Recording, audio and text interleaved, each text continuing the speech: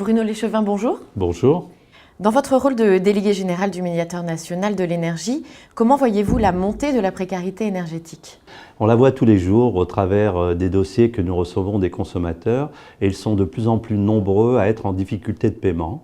L'année dernière, c'était 15% des dossiers et le mois de juillet dernier, là nous avons battu un triste record puisque 25% des consommateurs qui nous ont saisis étaient en difficulté de paiement et on a battu un autre record.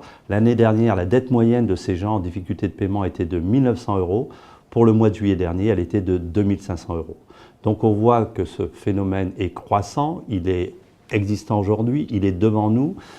C'est parfois des cris de détresse, c'est des gens qui sont coupés ou en perspective d'être coupés.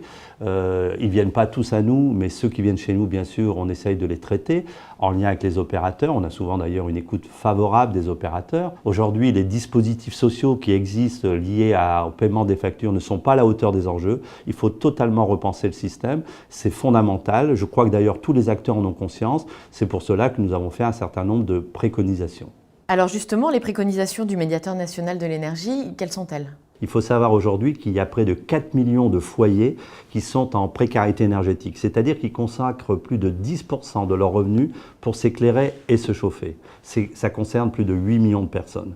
C'est pour cela que le médiateur national de l'énergie propose et préconise ce qu'on a appelé un chèque énergie, qui s'apparente quelque part à un chèque chauffage, puisque le problème principal aujourd'hui pour ces foyers, c'est leur capacité à se chauffer. C'est la partie la plus chère, la plus conséquente dans la facture d'énergie.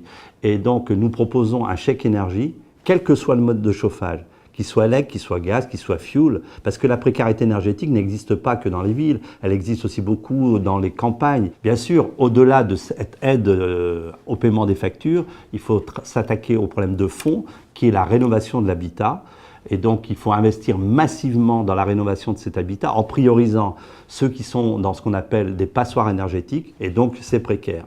Et c'est un enjeu de société, c'est un enjeu de solidarité. Mais au-delà, c'est une prise de conscience pour tous les opérateurs, pour tous les acteurs, pour tous les fournisseurs d'énergie, de comprendre que si on n'investit pas massivement dans cette aide au paiement des factures pour permettre aux Français, dans la dignité, de se chauffer correctement, parce que se chauffer, s'éclairer, c'est un bien essentiel, ils ne seront plus en capacité de faire payer le vrai prix de l'énergie, le juste prix, pour tous ceux qui peuvent le payer. Au-delà de la précarité, quelles sont selon vous les pistes de progrès que les fournisseurs d'énergie devraient privilégier dans leur rapport avec leurs clients? J'aurais envie d'en citer qu'une seule, redonner confiance aux consommateurs en incitant les opérateurs à mieux traiter leurs réclamations.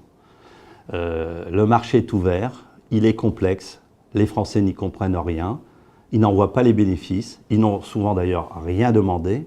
Il est normal que le traitement des réclamations soit la priorité des fournisseurs, parce qu'indépendamment des bénéfices non avérés de la concurrence, il y a eu perte de proximité, il n'y a plus de repères, il y a l'anonymisation. La priorité des priorités, c'est la confiance des consommateurs.